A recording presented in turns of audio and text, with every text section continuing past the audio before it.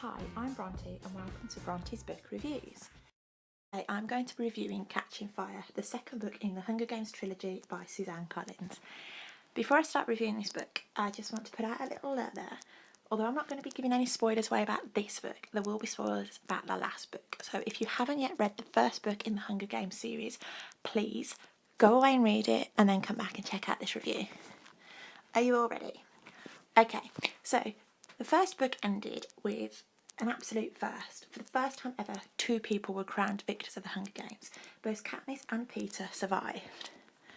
In their threat to commit suicide by eating poison berries, the Capitol decided that there was no way they could have no victor, and given that they'd played lovesick puppies all throughout the games, they were the Capitol's prince and princesses. There was no way they could be killed off, so President Snow agreed that two victors could reign.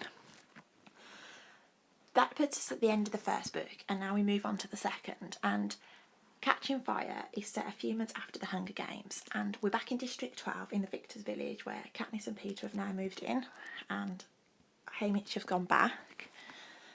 But Katniss and Peter haven't really had much of a relationship since the Hunger Games. As much as they were pretending to be deeply and madly, utterly in love with each other in the first book, they've kind of gone back to their normal life. Katniss is restless. No longer needing to go out and hunt in order to get food to feed the family. She's got money now, she can afford to buy food, and she doesn't need to hunt. But she still goes out to the woods. I think she finds solace being there. The book starts off with Katniss coming back from one of her illegal trips into the woods, for her mother telling her that they have visitors. As she comes in, she sees that President Snow has come to see her. When President Snow's talking to her, basically what he's telling her is that she's been defiant.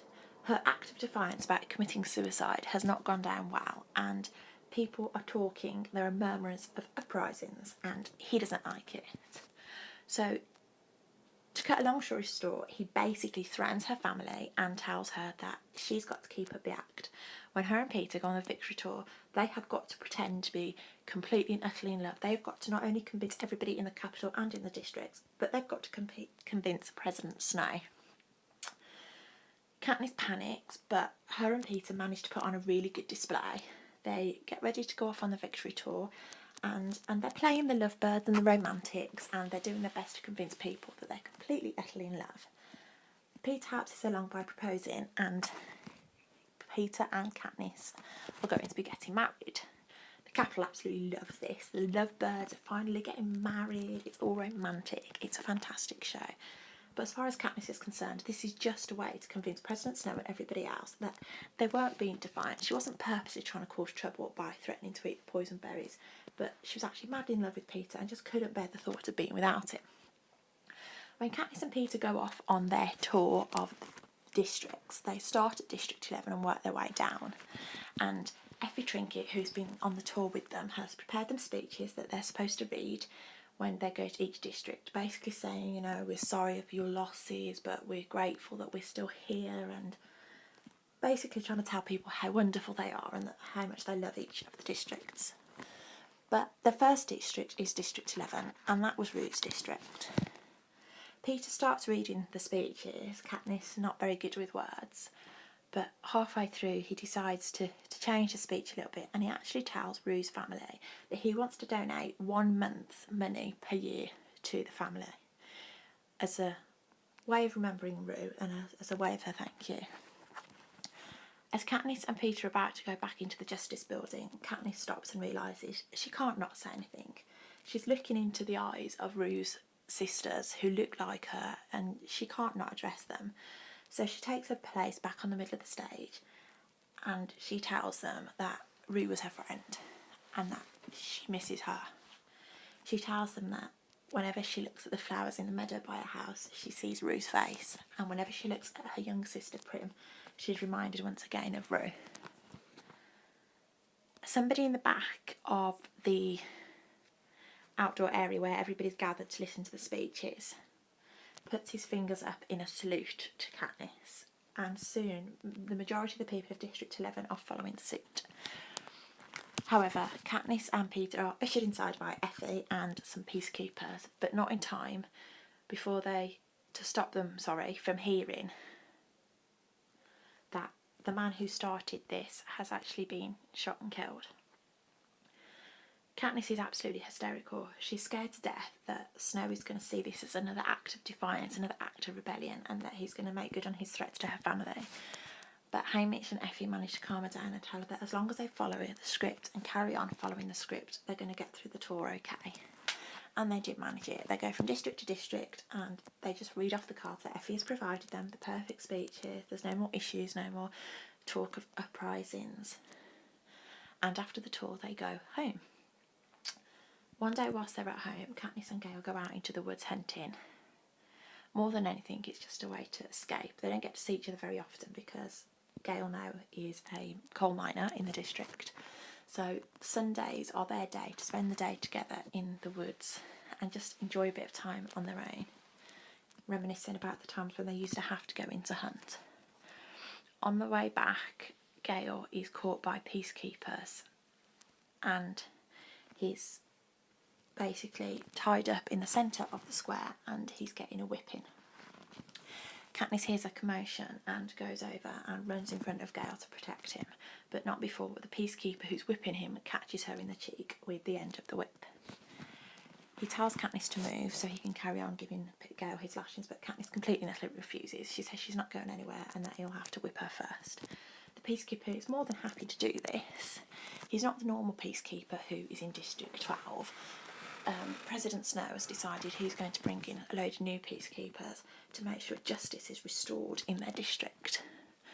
So this new peacekeeper is about to whip her because she stands in the way of Gale when Haymitch and Peter come over and basically explain to him that it would look bad if he whipped her if she was marked before the wedding. You know, she's the capital dream girl, they love her, and what will they think if she's got a great big cut and a bruise on her face? And he's already cut her face by the whip where he was trying to whip Gale and she got in the way. Eventually the peacekeeper relents and lets them go, and Peter and Haymitch and Katniss get Gale back to Katniss's mum so she can take care of his cuts. Gale spends the night lay out on Katniss's table recovering, and Katniss is sat by his side holding his hand throughout. Peter comes in and helps look after him so that Katniss can get some rest. Katniss is petrified now. She's so convinced that President Snow is going to see this as another act of defiance against the capital. And then there is an announcement that this year is the 75th Hunger Games. It's the Quarter Quell. And the Quarter Quells are really big events. The last Quarter Quell was the year that Haymitch won. That was the 50th Hunger Games, and they made that big by having double the amount of tributes that they normally have. So this year President Snow says that they are going to celebrate the Quarter Quell, the 75th Hunger Games, by making sure that the tributes are picked out of a pool of current victors. Basically meaning they're not going after the children anymore. The only people who are going to be eligible for this Hunger Games are people who have previously won. It doesn't take Katniss long to realise that she's the only female victor from District 12. This means she's going back into the arena. She runs off into the woods in tears and then heads back to Haymitch's house to go and drink alcohol with him and to beg him to help them protect Peter. She says that they have to do everything they possibly can to save Peter, and therefore, if Peter's name gets called, Haymitch has got to volunteer as tribute so that he can go into the Hunger Games instead of Peter. Haymitch agrees, but not before telling Katniss that Peter has already been knocking on his door, begging him to do the same thing and to protect Katniss at all costs. Because there's nobody that can replace Katniss, she's the only female tribute, Peter wants to go into the arena so he can protect her whilst he's there. The day of the reaping comes and Effie Trinket is back on the stage picking out the names. As ever, it's ladies first, but obviously there's only one name in the bowl this time. Katniss Everdeen is called. Then goes the boys. She puts her hand in and picks out Haymitch's name.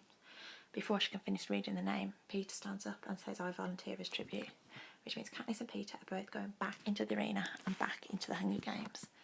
Katniss and Peter don't have time to say goodbye to their families. They are whisked off to the capital and start their preparations for the Hunger Games.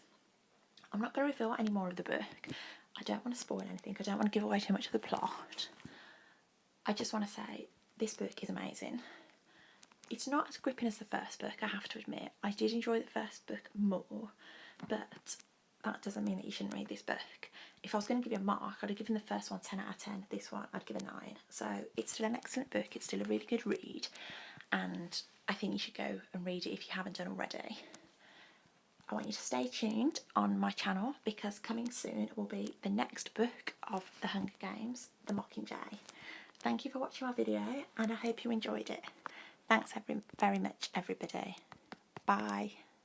Thank you for watching Bronte's book reviews. Please don't forget to like and subscribe.